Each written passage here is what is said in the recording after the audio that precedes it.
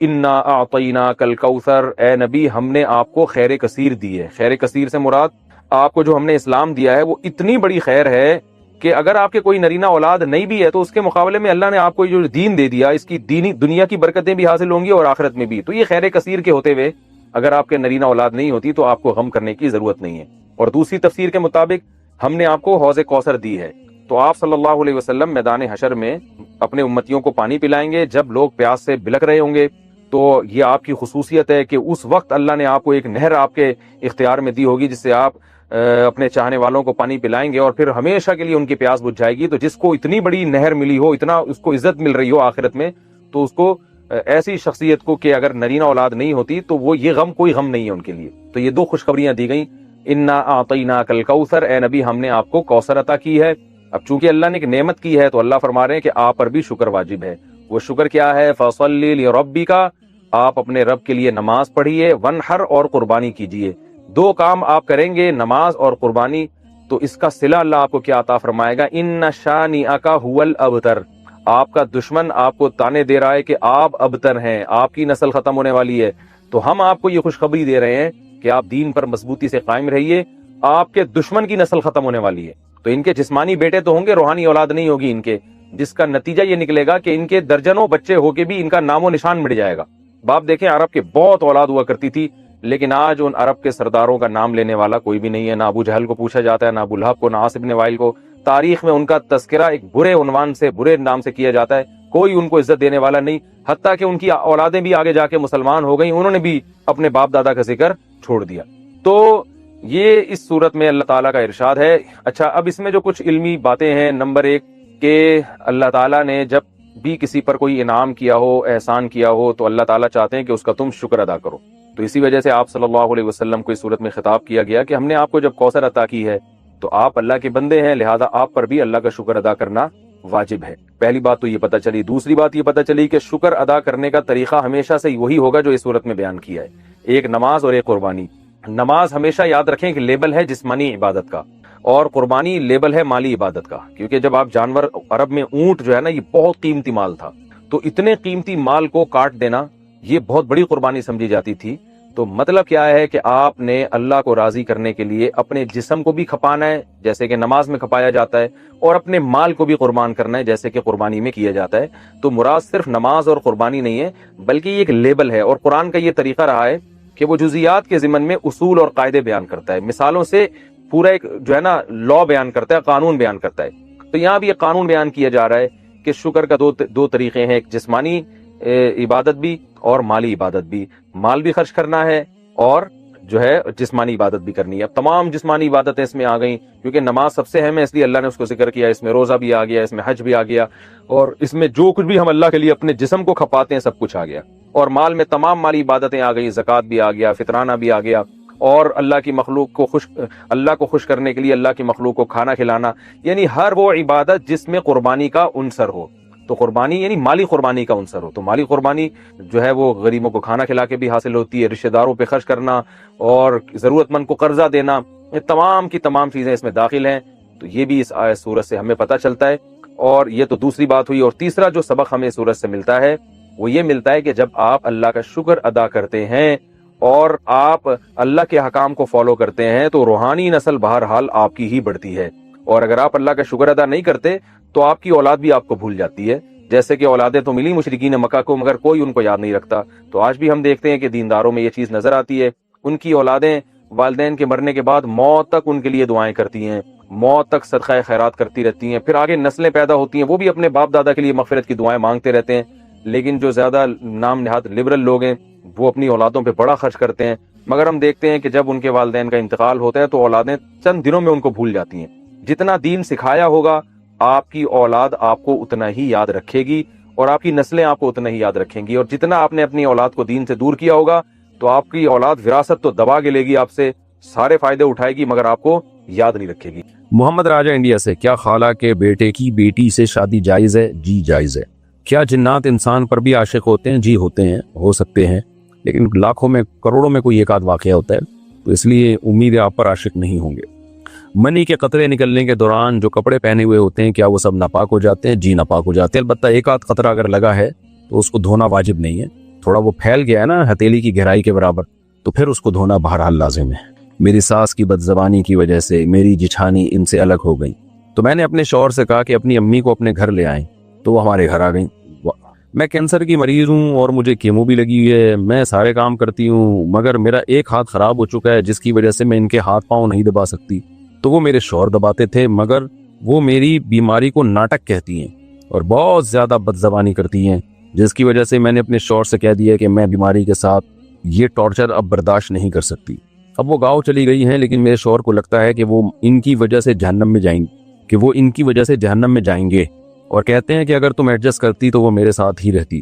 آپ بتائیں اگر میں غلط ہوں تو اپنی غلطی کی اصلاح کر لوں، جبکہ میں ابھی بھی بیمار ہوں اور انہوں نے مجھے پریشان کیا ہے، اور انہیں جو مجھے پریشان کیا وہ میں تفصیل سے بتا نہیں سکتی۔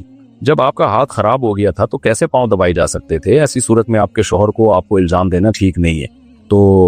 تو اب مجھے نہیں پتا کہ کون غلطی پر ہے اس میں، بہرحال بوڑھی ماں کا بڑا احترام ہے۔ اب شوہر ظاہر ہے مرد کے دل میں اقبال آ جاتا ہے کہ میری ماں اب گاؤں میں رہ رہی ہے، لیکن شوہر کو یہ بھی سمجھنا چاہیے کہ عذر کیا ہے۔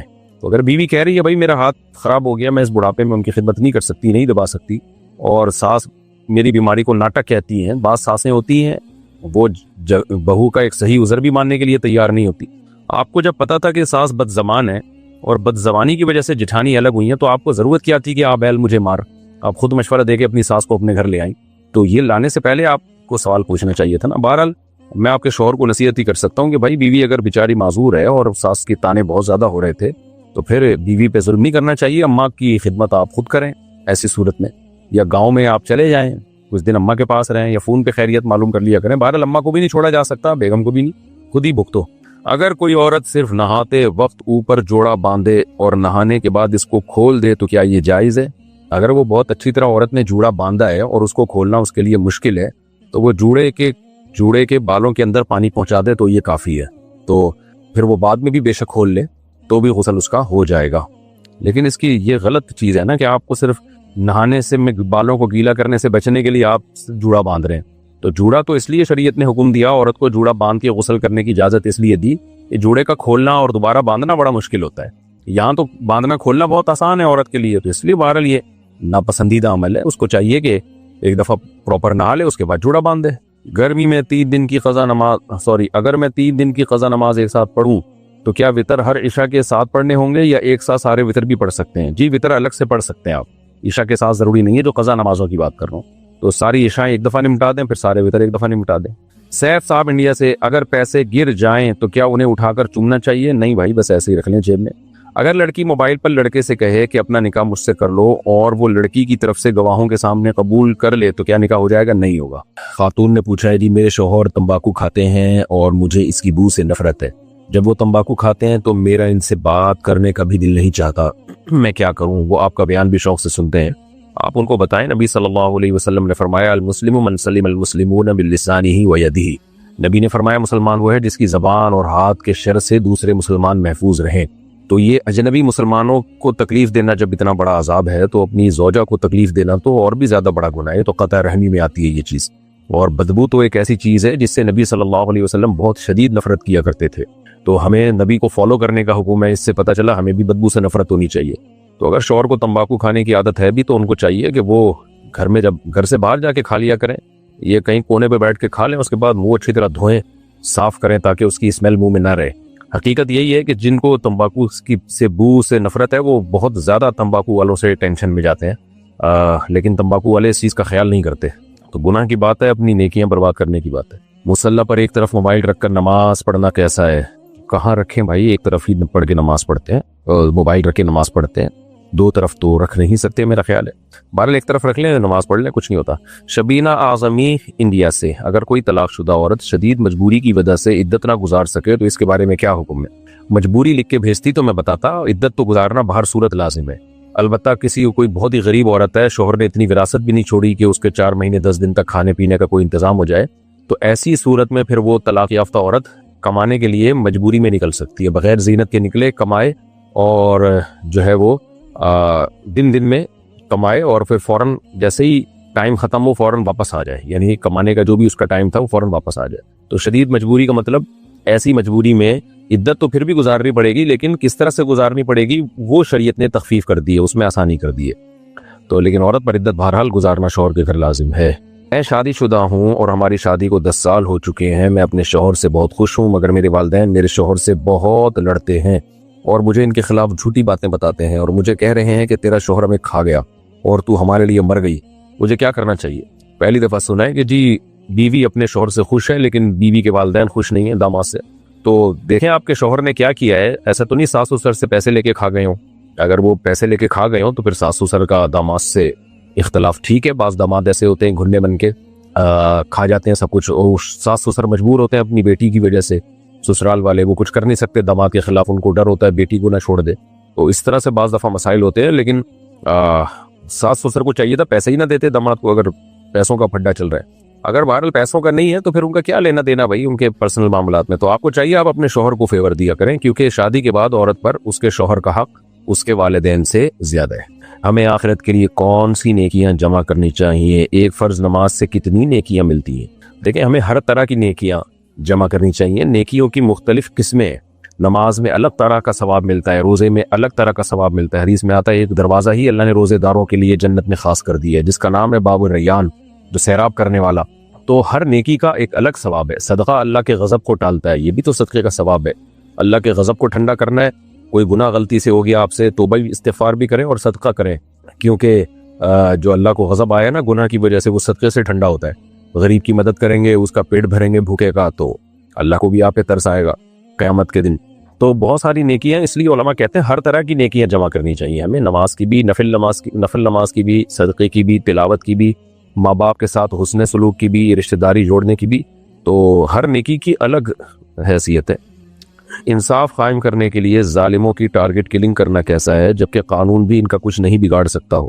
دیکھیں جس شخص کے بارے میں 100% یقین ہو کہ یہ ڈکیتیاں کر رہا ہے، لوگوں کو قتل کر رہا ہے، اور قانون اپنی ذمہ داری پوری نہ کر رہا ہو اور عوام میں سے کسی نے اٹھ کے اس کو قتل کر دیا، تو آخرت میں اس شخص پر کوئی گناہ نہیں ہوگا بلکہ ثواب ملے گا۔ لیکن عوام کو اس طرح کی اجازت اس لیے نہیں دی جاتی کہ عوام پھر اپنی ذاتی دشمنیاں بھی نکالنا شروع کر دیتی ہے۔ آپ نے کسی کو مار دیا ذاتی دشمنی کی بیس پہ، کل مفتی کے سامنے بیان دو گے یا کسی کے سامنے بیان دو گے کہ بھائی یہ تو ڈاکو تھا، تو اس لیے انتظامی معاملات کی وجہ سے عوام کو منع کیا جاتا ہے۔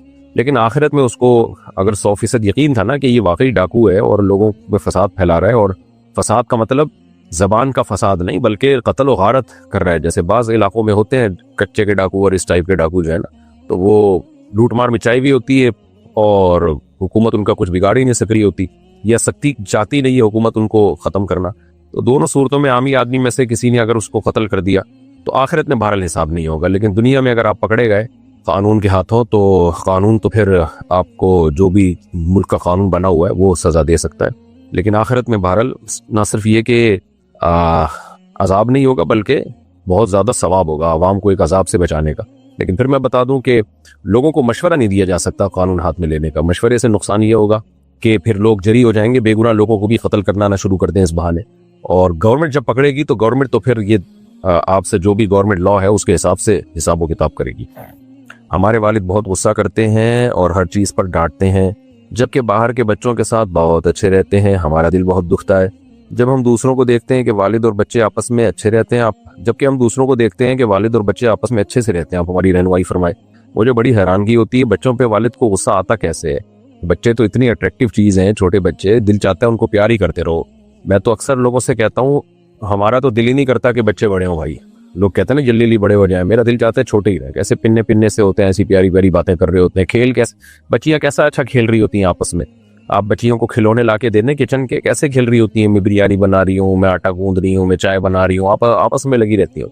لڑکے بھی کیسا ماشاءاللہ کھیل رہے ہوتے ہیں ادھم مستیوں میں۔ تو بچہ تو اس قابل ہی نہیں ہے کہ اس کو ڈانٹا جائے، تو اس لیے والد کو چاہیے اپنے بچوں سے محبت کرے، ان میں کھیلے، ٹھیک ہے، تھوڑا روب بھی قائم رکھے تاکہ وہ باپ ہی نہ بن جائیں گھر میں۔ روب ہم انگریزوں کی طرح بھی قائل نہیں ہے کہ ان کو کچھ کہا ہی نہ جائے، تو کوئی واقعی بات ہو تنبیہ کرنے کی تو بچوں پہ تھوڑی سی سختی بھی کی جا سکتی ہے، لیکن نارملی بچہ سختی کے لائق نہیں، محبت کے لائق ہی ہوتا ہے۔ تو بہت افسوس ہوتا ہے کہ ماں باپ اپنے بچوں کو سے محبت نہیں کر رہے، باپ جو ہے وہ اپنے بچوں کو ٹائم نہیں دے رہا، محبت نہیں کر رہا، تو ان کو چاہیے کہ آ کے بیٹھا کریں، گپ شپ لگایا کریں۔ اور ہر وقت اصل میں ہوتا یہ نہیں ہے کہ باپ کو بچوں سے نفرت ہے، کبھی بھی باپ کو بچوں سے نفرت نہیں ہوتی ہو، باپ میں اصل میں تربیت کا غلبہ ہوتا ہے کہ میں نے اپنے بچوں کو بالکل سیدھا چلانا ہے، ٹھیک کرنا ہے، تو یہ بھی محبت ہی ہوتی ہے۔ لیکن اب اس محبت کی وجہ سے بجائے بچے سدھرنے کے بگڑنا شروع ہو جاتے ہیں، کیونکہ آپ ہر وقت تربیت ہی میں لگے رہتے ہو۔ تو جب باپ گھر میں آتا ہے نا، اس کو چھوٹی چھوٹی بچوں کی غلطیاں بری لگتی ہیں، اس لیے نہیں کہ اس کو بچوں سے نفرت ہے، اس لیے کہ وہ چاہتا ہے میرے بچے بالکل صراط مستقیم پہ چلیں، بہت ہی خاندانی بچے کہلائیں یہ۔ تو یہ محبت ہی کی وجہ سے باپ کی خواہش ہوتی ہے۔ لیکن اب اس محبت میں وہ کیا کرتے ہیں کہ ہر وقت ڈانٹ ڈپٹ، تربیت یوں ایسے نہیں ویسے، ہر وقت الٹ پٹانگ ان کو تانے دینا۔ تو بچوں میں تھوڑی اتنی سمجھ ہوتی ہے، بچے سمجھتے ہیں ابا ہمارا جو ہے نا وہ ظالم ہے۔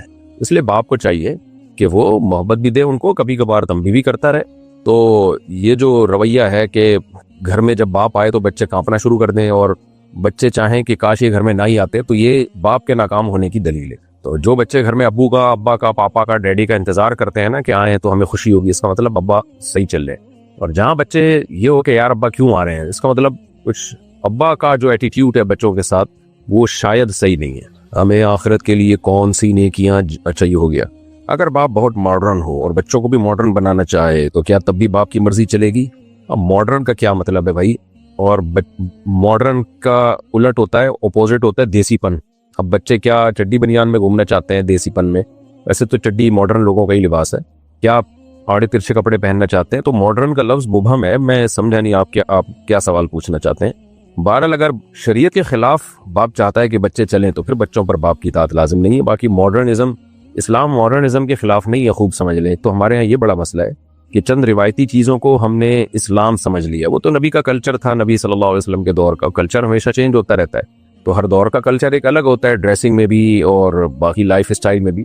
تو ہاں ابا جو ہے شریعت کے خلاف کسی بات کا حکم نہ دیں، تو وہ آپ سوال لکھ کے بھیجیں گے کہ ابا آپ کو کیا حکم دیتے ہیں، وہ میں پھر بتاؤں گا کہ ابا کی چلے گی کہ نہیں چلے گی۔ ہمارے ہاں اولاد نہیں ہو رہی، ایک لڑکا ہوا تھا جس کی 25 دن میں وفات ہو گئی، اس کے بعد ایک مرتبہ مس کیریج ہو گیا، رہنمائی فرمائے۔ دیکھیں ایسا بہت شادی شدہ جوڑوں کے ساتھ ہوتا ہے، 4 5 دفعہ مس کیریج ہوتا ہے، پھر بھی اولاد ہو جاتی ہے۔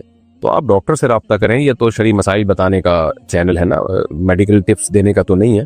یہ ڈاکٹروں سے، آپ جو گائنی کی ڈاکٹرز ہیں وہ اکثر اس میں اچھا گائیڈ کر دیتی ہیں، تو وہ آپ کو بتائیں گی، یا کوئی طبیبہ ہو لیکن بہت ماہر طبیبہ سے مراد جو حکیم ہوتے ہیں نا، لیکن اس میں کوئی ماہر ہو۔ اس میں حکیموں میں ڈرامے بازیاں بہت ہو گئی ہیں، فراڈی پن بہت آ گیا ہے، تو کوئی واقعی ہو تو اس سے علاج کرائیں، یہ کیونکہ یہ پرانی بیماری ہے۔ جو بیماریاں بہت پرانی اور صدیوں سے چلی آ رہی ہیں نا، تو ماہر حکیم بھی اس کا اچھا علاج کر لیتے ہیں، کیونکہ یہ چیز تجربے سے ہو چکی ہے نا، وہ بہت پرانی جو صدیوں پرانی بیماریاں چلی آ رہی ہیں، تو حکیموں کے بھی اس میں بہت تجربے ہو چکے ہیں، لیکن صحیح حکیم ہونا چاہیے۔ میں نے دیکھے بعض پیشنٹ ایسے تھے جو میڈیکل جو ڈاکٹرزم کا علاج نہیں کر پائے تو حکیم نے علاج کر دیا، لیکن میں پھر بتا رہا ہوں کہ میرے کہنے پہ کسی حکیم کے پاس نہ چلے ہیں۔ حکیموں میں 2 نمبریاں بہت زیادہ ہیں، پھیکو بہت ہیں، اس میں یوٹیوب پہ بھی بھرے ہوئے ہیں، کو ماہر ہو، ایکسپرٹ ہو۔ تو اب ماہر ایکسپرٹ کا کیسے پتہ چلے گا؟ وہ ظاہر ہے اس نے کہاں سے پڑھا ہے اور یہ سب چیزیں، وہ خود آپ تحقیق کریں، لیکن جب تک یہ نہیں تو یہ جو گائنی کی ڈاکٹرز ہیں ان میں بھی بات ایکسپرٹ ہوتی ہیں، ان سے آپ علاج کرائیں۔ میں بھی دعا کرتا ہوں اللہ آپ کو نیک صالح اولاد عطا فرمائے۔ کیا میں زکوٰۃ بہن کو دے سکتا ہوں؟ اس کے ایک مدرسہ کی تعمیر ہو رہی ہے۔ دیکھیں مدرسے کی تعمیر میں زکوٰۃ استعمال نہیں ہو سکتی، ہاں بہن کو آپ مالک بنا سکتے ہیں اگر وہ غریب ہے، پھر وہ جو چاہے کرے۔ ہماری ایک پھپھو کی بیٹی جو کہ بیوہ ہے، جب بھی ہمارے گھر آتی ہیں تو مجھ پر اور میرے بچوں پر کچھ پڑھ کر پھونک مارتی ہیں۔ میں انہیں دیکھ لیتی ہوں مگر کچھ نہیں کہہ سکتی، کیونکہ ان کی ایک بہن میری بھابھی اور ایک میری جیٹھانی ہے۔ کیا ان کی پھونک سے میرے یا میرے بچوں کو کوئی نقصان پہنچ سکتا ہے؟ یقیناً پہنچ سکتا ہے، اگر آپ کو یہ وہم ہو گیا کہ ان کی پھونک سے کوئی نقصان پہنچ سکتا ہے۔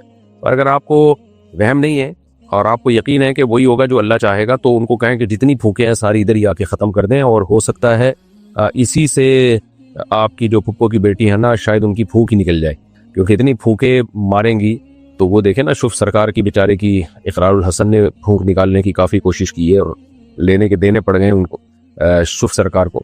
تو پھپھی سے بولیں کہ بھائی نہیں مارا کریں، کیا فضول حرکتیں آ کے پھونکیں مارنا شروع کر دینا، اور وہم بھی ہو رہا ہے۔ لیکن بہرحال آپ یہ یقین کر لیں کہ یہ جتنی مرضی پھونکیں مار لیں، میرے بچوں کو اس سے انشاءاللہ کوئی نقصان نہیں ہوگا، تو پھر پھونکیں مارنے دیں۔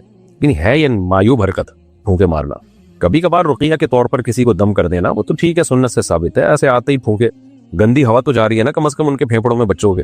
حافظ ارقم دیرو، کیا عورتیں گھر میں جمع ہو کر عید کی نماز ادا کر سکتی ہیں؟ نہیں جی، عید کی نماز کراؤڈ میں ہوتی ہے، تو جہاں سب مسلمان عید کی نماز پڑھتے ہیں کھلے میدان میں، تو وہاں مکمل پردے کی پابندی کے ساتھ بعض علماء کہتے ہیں جانے کی اجازت ہے، اور بعض منع کرتے ہیں کہ ٹھیک ہے حدیث میں ترغیب تو ہے عید کی نماز میں شرکت کی، لیکن جن پردے کی پابندیوں کے ساتھ اجازت ہے. آج کل خواتین وہ پردے کی وہ پابندی کرتی نہیں ہے. مان غیر مسلم ممالک میں تو عید کی نماز میں خواتین کو بہرحال شرکت کرنی چاہیے اسلام سے ان کا تاکہ رشتہ مضبوط رہے, لیکن وہ عید کی نماز جہاں ہو رہی ہے وہاں جانا پڑے گا, اپنے گھر میں اخمل طریقے سے نہیں ہو سکتی.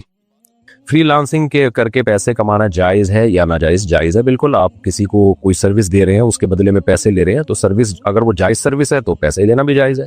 کپڑوں پر پرفیوم لگا کر نماز پڑھ سکتے ہیں؟ جی بالکل پڑھ سکتے ہیں. فہد صاحب بحرین سے پوچھتے ہیں, جب میں اپنے سسرال جاتا ہوں تو میری ساس مجھ سے گلے ملتی ہے تو میرے لیے شہوت کنٹرول کرنا بہت مشکل ہوتا ہے, برائے مہربانی رہنمائی فرمائیں, اور یہ بھی بتائیں کہ ساس کو کس طرح ہاتھ لگانے سے نکاح ٹوٹ جاتا ہے.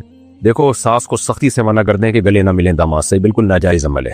اور ساس سے کہیں بس میرے سر پہ ایسے ہاتھ رکھ دیا کریں, آپ جائیں ساس کے سامنے سر یوں کریں اور اس سر پہ ہاتھ رکھ کے پیار کر دیں بس. کیونکہ ساس اور داماد میں اگر تھوڑا سا بھی کوئی ریلیشن ہو جائے نا, سیکشول ریلیشن ہو جائے, تو وہ بیوی آپ کی ہمیشہ کے لیے حرام ہو جائے گی. لیکن آپ وہم نہ کریں, ابھی حرام نہیں ہوئی ہے, کیونکہ جب بھی یہ مسئلہ بتاؤ وہمیوں کی ایک لمبی لائن لگ جاتی ہے کہ میرے سے تو اس دن ساس نے ہاتھ ملایا تھا تو میرے دل میں یہ خیال, تو چھوڑ دیں, ابھی کچھ بھی نہیں ہوا آپ کو, وہم ہے آپ کو. لیکن آئندہ آپ احتیاط کریں, کبھی بھی ساس سے اس طرح مصافحہ نہ کریں. اور گلے ملنا تو یہ تو ویسے بھی بے شرمی کی بات ہے, تو جو ہے حیا کے خلاف ہے. تو ساس اگرچہ محرم ہے, لیکن اس محرم ہونے کا یہ مطلب نہیں ہے کہ وہ اتنا فری ہو جائے. جب بہن بھائی بھی تو جوان جب ہو جائیں تو محرم ہی ہے نا, لیکن وہ تھوڑی گلے ملتے ہیں, اور ملنا بھی نہیں چاہیے ان کو. یہ ہمارے یہاں لبرل لوگوں نے نا کر کے براڈ مائنڈیڈ بن کے سارا سسٹم کا ہی بیڑا غرق کر دیا. حیا اور پاک دامنی کا پورا نظام جو گوروں کا ہوا ہے نا, وہی چاہتے ہیں کہ ہماری قوم بھی اسی ڈگر پہ چلے, اور جیسے وہاں تمیز ہی ختم ہو گئی ہے تو یہاں بھی ہو جائے. تو اس لیے بالکل جائز نہیں ہے. اس میں کوئی کسی کی انسلٹ کی پرواہ نہ کریں, آرام سے ایک دفعہ بتا دیں ساس کو کہ بھائی ہمارا یہ کلچر نہیں ہے, ہمارے یہاں اس کو برا سمجھا جاتا ہے, آپ میری ماں ہیں اور میں ماں سمجھتا ہوں آپ کو. ان کو نہیں بول دینا کہ شہوت کنٹرول کرنا مشکل ہو جاتا ہے, وہ بہت ہی بےہودہ حرکت ہو گیا. ان کو بولیں آپ میری ماں ہیں, لیکن ہم نے علماء سے سنا ہے کہ بھائی ساس سے جو ہے بس سر پہ ہاتھ رکھوایا کریں, اس کے علاوہ جو ہے جسم کہیں بھی. اسی طرح داماد اور سسر بھی, بہو اور سسر بھی ایسا ہی ہے. بعض سسر بہوؤں کو گلے لگا رہے ہوتے ہیں, چھوڑو یار یہ بری حرکت ہے. آپ کچھ جو ہے وہ تھوڑا سا حیا سے کام لو, تو اپنے سوسائٹی میں اس کو فروغ دیں کہ بھائی سسر جو ہے بہو کو ہاتھ نہیں لگائے گا, سر پہ ہاتھ رکھے گا بہو کے, بس اس سے زیادہ فری ہونے کی اجازت نہیں ہے. ہم تو کہتے ہیں کہ جب بیٹی جوان ہو جائے نا اور باپ بھی جوان ہو تو کیا ضرورت ہے بیٹی کو گلے لگانے کی. اگرچہ وہ تقدس ہوتا ہے بیٹی کا, الحمدللہ ہماری سوسائٹی میں خیر غالب ہے, لیکن بھائی بس بیٹی کو زیادہ زیادہ اس کا سر یہاں رکھ لیا بیٹی کا. ایسے جھپیاں پا کے گلے مل رہے ہیں گدھے گھوڑوں کی, تو پاگلوں والی حرکت ہے, شرم آتی ہے دیکھ کے ان کو. تو بیٹی جوان ہو جائے, اس کا سر یہاں رکھ دیا کندھے پہ, ایسے تھپکی دی, بہت اچھی بات ہے. باپ بیٹی کی محبت ہوتی ہے, تو اس میں جو ہے وہ حیا کے بھی تو خلاف ہے. میں نہیں کہہ رہا باپ کی کوئی بیٹی پہ غلط نظر ہوتی ہے, لیکن کچھ چیزیں حیا کے بھی تو تقاضے ہوتے ہیں نا. گلے مل رہے ہوتے ہیں, اور سسر بہو کا تو بہت ہی مسئلہ ہے, کیونکہ وہاں تو رشتہ حرام ہونے کا خطرہ ہوتا ہے. تو اس لیے سسر بھی اپنی بہو کے سر پہ بس ہاتھ رکھے, بس اس سے زیادہ نہیں, فری ہونے کی کوشش نہ کرے. بعض جب میں کالز اٹھایا کرتا تھا, ابھی تو بہت کم لوگوں کے فون اٹھاتا ہوں, وہاں بھی بعض بہوؤں کی یہ شکایت آتی تھی کہ ہمارے جو سسر ہے نا, ہمیں وہ ہینڈ شیک کرتے ہیں اور جو ہے وہ معانقہ کرتے ہیں, ہمیں خود بہت برا لگتا ہے. تو انہوں نے مجھے ترغیب دی, کئی خواتین کی اس طرح کمپلینز آئیں کہ آپ اس پر بیان کرو کہ یہ سسر جو ہے نا یہ حرکتیں نہ کریں. ہم تو منع نہیں کر سکتے کہ وہ بے ادبی سمجھی جاتی ہے خاندان کے بزرگوں کی, تو اس لیے یہ غلط عمل ہے. عبدالعلیم صاحب دہلی سے پوچھتے ہیں, چلنے کا سنت طریقہ کیا ہے اور کس کی طرح چلنا چاہیے؟ بھائی صاحب, ہر آدمی کی اپنی ایک نیچرل چال ہوتی ہے, اس کو چینج کریں گے تو کوا چلا ہنس کی چال اور اپنی بھی بھول گیا والا ہو جائے گا. نیچرل چال ہوتی ہے ہر ایک کی اپنی. البتہ تکبر سے نہ چلیں, سینہ اکھاڑ کے یوں جیسے پتہ نہیں کوئی پھڈا کرنے جا رہا ہے. بعض لوگوں کے سینہ آٹومیٹیکلی تھوڑا سا ابھرا ہوا ہوتا ہے, وہ ایک الگ بات ہے, لیکن بعض لوگوں کی عادت ہوتی ہے اکڑ کے چلنے کی. تو اکڑ کے مت چلیں, نارمل وے میں چلیں, بہت تیز بھی نہ چلیں کہ تھک جائیں بلا وجہ. ایک تو ہے نا ایکسرسائز کی نیت سے چل رہے ہیں, وہ ایک الگ بات ہے. نارملی جب آپ چلیں وقت سے فی مشی, قرآن کہہ رہے ہیں اپنی چال میں میانہ روی اختیار کرو. تو بلا وجہ اپنے آپ کو ٹینشن میں ڈال کے بہت تیز چلنا, یہ بھی ٹھیک عمل نہیں ہے. سستوں کی طرح آہستہ چلنا, حضرت عمر نے کسی کو دیکھا بہت خرامہ چل رہا ہے, حضرت عمر نے اس کو تنبیہ کی کہ بھائی نارمل چلو, ایسے کیوں چل رہے ہو, جیسے یعنی مفہوم بیان کر رہا ہوں, ایسے کیوں چل جیسے کوئی بیمار چل رہا ہوتا ہے. تو آپ کی چال سے دیکھنے سے یہ بھی نہ لگے کوئی بیمار جا رہا ہے, یہ بھی نہ لگے کہ کوئی اس سے قرضہ لے کے بھاگا ہوا ہے اور یہ اس کے پیچھے جا رہا ہے. تو نارمل چال میں چلنا چاہیے اور نیچرل جو اللہ نے آپ کو دی ہے. بعض لوگوں کی چال نیچرلی تیز ہوتی ہے, تو وہ تیز نہیں ہے, وہ دوسروں کو تیز لگتی ہے, وہ ان کے لیے وہی میانہ روی والی چال ہوتی ہے. تو ہر ایک کو اللہ نے ایک الگ چال دی ہے, اس کو اسی کے مطابق چلنا چاہیے. بہت تیز نہیں, بہت ہلکا نہیں, تکبر والی چال نہیں. لا تمشی فی الارض مرحا, اللہ کہتے ہیں زمین پہ اکڑ کے مت چلو. تو روز 5 سورہ پڑھنا کیسا ہے؟ ٹھیک ہے، ویسے روز قرآن کی تلاوت کریں الحمد سے لے کے سورہ ناس تک، ایک ایک پارہ پڑھ لیا کریں 30 دنوں میں. ایک پارہ نہیں ہوتا آدھا پڑھ لیں تاکہ 2 مہینے میں قرآن ختم ہو. وہ بھی نہیں ہوتا ایک پاؤ پڑھ لیں تاکہ 4 مہینے میں قرآن ختم ہو. تو یہ جو لوگوں نے مخصوص صورتیں بنا لی ہیں کہ فلاں دن یہ صورت فلاں دن یہ، اس سے بہتر یہی ہے کہ پورا قرآن پڑھا کریں، پورا قرآن ختم کیا کریں. لڈو میں ڈائس یعنی چھلکا استعمال ہوتا ہے، اور میری پتہ نہیں چھکا استعمال ہوتا ہے، یہ کیا ہے؟ اور میری معلومات کے مطابق حدیث میں، اچھا لڈو کہہ رہا ہوں میں، لڈو میں ڈائس یعنی چھکا استعمال ہوتا ہے. میری معلومات کے مطابق حدیث میں ڈائس والے کھیلوں کی ممانعت آئی ہے. اگر میری معلومات غلط ہے تو تصحیح فرما دے. دیکھیں نبی صلی اللہ علیہ وسلم سے جو اس طرح کے کھیلوں کی ممانعت آئی ہے تو مجھے ان حدیثوں کی پوری تحقیق تو نہیں ہے کہ صحیح حدیثیں ہیں ضعیف حدیثیں، لیکن ایک کامن اصول فقہا نے بیان کیا قرآن و سنت کو سامنے رکھ کر کہ وہ کھیل جن میں آپ کا دماغ استعمال ہوتا ہے، دماغ تھکتا ہے، وہ جائز نہیں ہے. جیسے شطرنج ہے، اس میں آپ کا دماغ استعمال ہوتا ہے، وہ اس لیے جائز نہیں ہے کہ والذین هم عن اللغو معرضون، لغویات سے ہمیں بچنے کا حکم ہے. لغویات اس کام کو کہتے ہیں جس میں نہ دین کا فائدہ نہ آخرت کا فائدہ. تو کھیل کا تو بنیادی مقصد ہوتا ہے دماغ کو تفریح دینا. تبھی حدیث میں آتا ہے کل لہو باطل، ہر کھیل باطل ہے سوائے 3 کھیلوں کے. وہ 3 کھیل وہی ہیں جن میں دماغ فریش ہوتا ہے آپ کا، اس کے سوسائٹی پہ کوئی اچھے اثرات مرتب ہوتے ہیں. تو شطرنج کھیلنے میں کوئی اچھے اثرات مرتب نہیں ہوتے.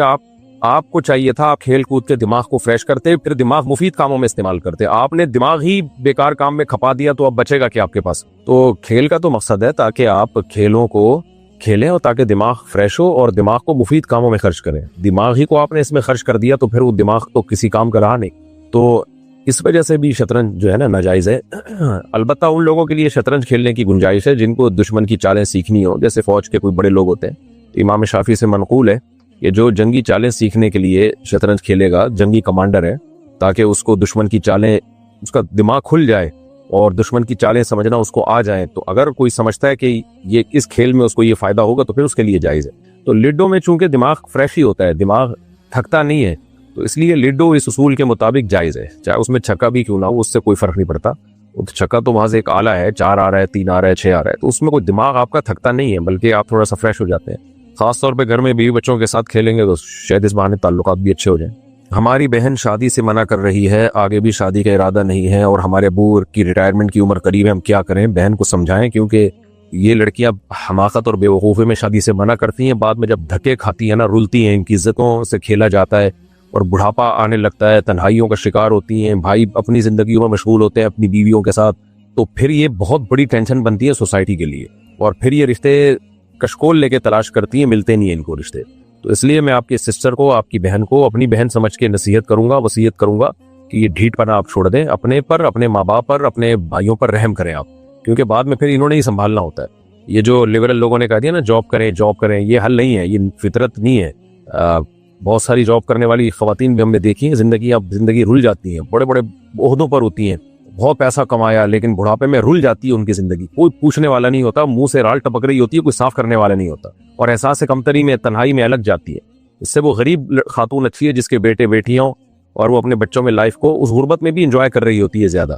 تو یہ جو ہے نا انسان کی فطرت ہے کہ اس کو افراد چاہیے. تو اللہ تعالیٰ نے عورت کو افراد کیسے دی؟ ان کی اولاد کی صورت میں. تو اس لیے نکاح کر رہے ہیں، ان کو میں بھی نصیحت کرتا ہوں، آپ بھی سمجھائیں، اور کوئی اچھا رشتہ بھی تلاش کریں. ہو سکتا ہے آڑے ترچے آ رہے ہیں اس لیے نہیں کر رہی ہوں، بعض دفعہ رشتے ہی آڑے ترچے ہوتے ہیں، وہ کہتی ہے اس سے تو میں ایسے ہی ٹھیک ہوں بغیر شادی کی.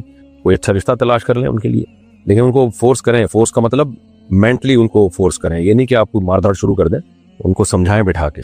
میرے اکاؤنٹ میں سود کی رقم آ گئی ہے اور میں اسے استعمال نہیں کرنا چاہتی، تو میں اسے صدقہ کروں گی یا خیرات؟ آپ اسے نکال کے بلا ثواب، یعنی بلا نیت ثواب کی نیت کے بغیر آپ اس کو صدقہ کر دیں، رکھے نہیں اکاؤنٹ میں. ہمارا کام یہ ہے کہ ہمیں یہ بتانا ہوتا ہے کہ اسٹاک مارکیٹ میں شیئر کب اوپر جائیں گے اور کب نیچے. اس کام کی کمائی حلال ہے جی. سندل صابن پر ہاتھی کی تصویر بنی ہوئی ہوتی ہے، اس کا استعمال جائز ہے؟ نہیں جائز ہے. صابن پہ جب تصویر بنی ہوتی ہے تو استعمال سے وہ تصویر ختم ہو جاتی ہے، ویسے صابن کا استعمال تو کریں تاکہ وہ تصویر ختم ہو. خیر یہ تو میں ایک ویسی بات کر رہا ہوں. تو تصویر جب موضع اہانت میں ہونا، اہانت کا مطلب ہوتا ہے کہ وہ تعظیم نہیں ہو رہی اس کی، تو پھر اس تصویر میں تخفیف ہے شریعت میں، یعنی اس کے حکام وہ اس طرح نہیں ہے جیسے دیوار پہ جو جاندار کی چیزوں کی تصویریں لٹکی ہوئی ہوتی ہے نا، ان کی حیثیت الگ ہے. تو صابن پہ تصویر ہے تو کوئی حرج نہیں اس کے استعمال کرنے میں. البتہ اس تصویر کو بنانے والی کمپنی کو چاہیے کہ نہ بنائے تصویر سازی بہرحال ناجائز حرام ہے. بلال منیار انڈیا، اللہ میاں کہنا کیسا ہے کہ ٹھیک ہے بھائی، اللہ کے ساتھ جب میاں کی نسبت کی جاتی ہے تو اس سے اللہ کی تعظیم مراد ہوتی ہے، کوئی حرج نہیں ہے اس میں۔ اللہ کا کلام مخلوق نہیں ہے، اس کا کیا مطلب ہے؟ اس کا مطلب یہ ہے کہ دیکھیں، جو جس کی صفات ہوتی ہے نا وہ مخلوق نہیں ہوتی، وہ مخلوق ہمیشہ بعد میں پیدا ہوئی ہے۔ مخلوق کہتے ہیں جس کو بنایا جائے، حادث ہوتی ہے، اور اللہ کی تمام تر صفات جب سے اللہ ہے اسی وقت سے اللہ اپنی صفات کے ساتھ ہے۔ تو اللہ چونکہ ہمیشہ سے ہے لہذا اس کی صفات بھی ہمیشہ سے ہے۔ تو کسی بھی شخص کا کلام جو ہے نا وہ اس کی صفت ہوتی ہے، جیسے رحمت ہے، غضب ہے، یہ ساری صفات جب سے میں ہوں میرے ساتھ ہیں یہ صفات۔ تو اللہ بھی جب سے ہے تو اس کی صفات بھی ہمیشہ سے ہیں۔ تو اللہ کا جو کلام ہے، چاہے وہ تورات کی صورت میں ہو، انجیل کی صورت میں ہو، قرآن کی صورت میں ہو، جو اصل کلام ہے نا اللہ کا، وہ ہمیشہ اللہ کے ساتھ ہے۔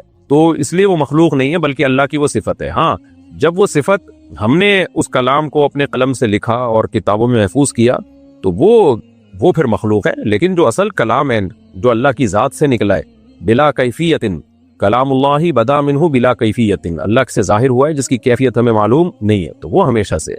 آپ کو ان پیچیدہ عقیدوں میں جانے کی ضرورت نہیں ہے، انسان کے بچے بن کے جیسے چل رہے ہیں نارمل لائف گزاریں۔ کچھ چیزیں علماء کے لیے رکھا کریں، عوام کو اتنی زیادہ ڈیپتھ میں نہیں جانا چاہیے۔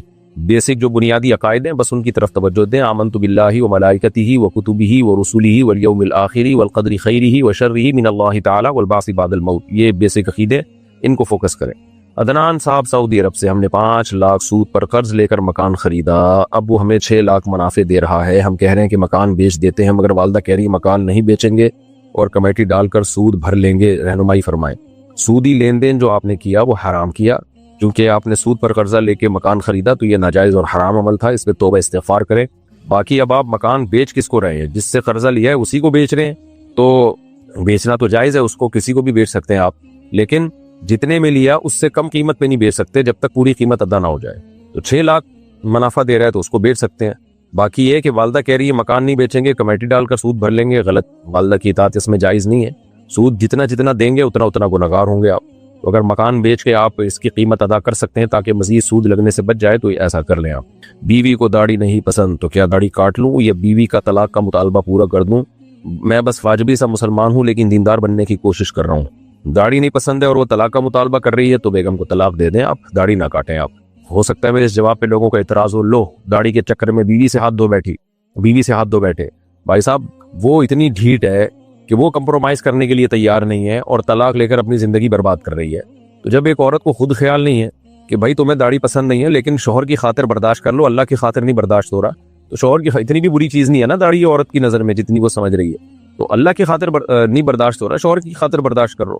تو اگر شوہر بھی اتنا پسند نہیں ہے کہ داڑھی جو ہے نا وہ شوہر جائے بس داڑھی نظر نہ آئے، تو پھر میرا خیال ہے یہ بہت زیادہ حد سے تجاوز ہو جاتا ہے۔ پہلی کوشش تو یہ کرے کہ داڑھی رکھیں اور طلاق نہ دیں، اس کو آرام سے محبت سے سمجھائیں، پھر بھی نہیں مانتی تو پھر داڑھی نہیں کاٹی جائے گی، طلاق کا مطالبہ پورا کر دیا جائے گا۔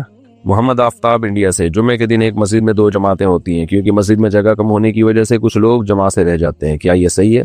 اور اگر دوسری جماعت میں صرف 10 سے